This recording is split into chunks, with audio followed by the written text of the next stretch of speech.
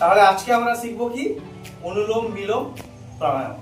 ঠিক আছে, প্রথমে আমি উপকারিতাটা বলছি, তারপরে আমরা প্রাণায়ামটা শুরু করব, কিভাবে করতে হয় সেটা জানবো, তারপরে করবো।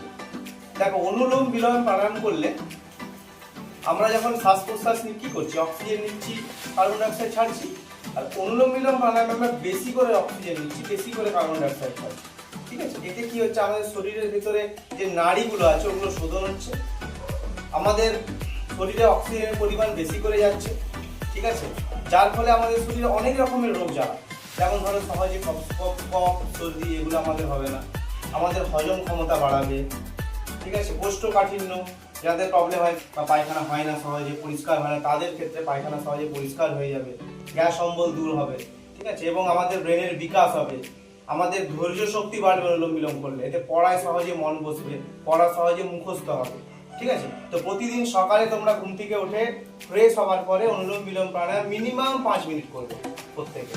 ঠিক আছে, আমি যেভাবে দেখাবো ওইভাবে তোমরা বাড়িতে প্রত্যেকে প্র্যাকটিস করবে, এবং সকালে প্রতিদিন 5 মিনিট।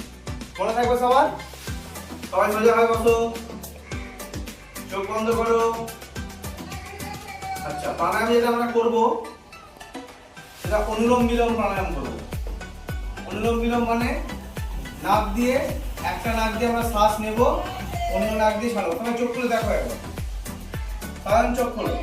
আমরা এই নাক দিয়ে শ্বাস নেব, এই নাক দিয়ে ছাড়বো, আবার এই নাক দিয়ে নেব, এই নাক দিয়ে ছাড়বো। ঠিক আছে, আগে আমি দেখো আমি করছি, তারপর তোমরা করবে।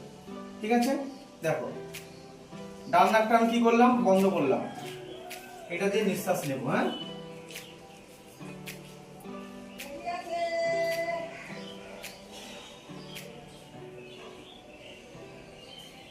চাপলাম, ছাড়ছি, ছাড়া হয়ে গেলে এবারে এই নাক দিয়ে নেব,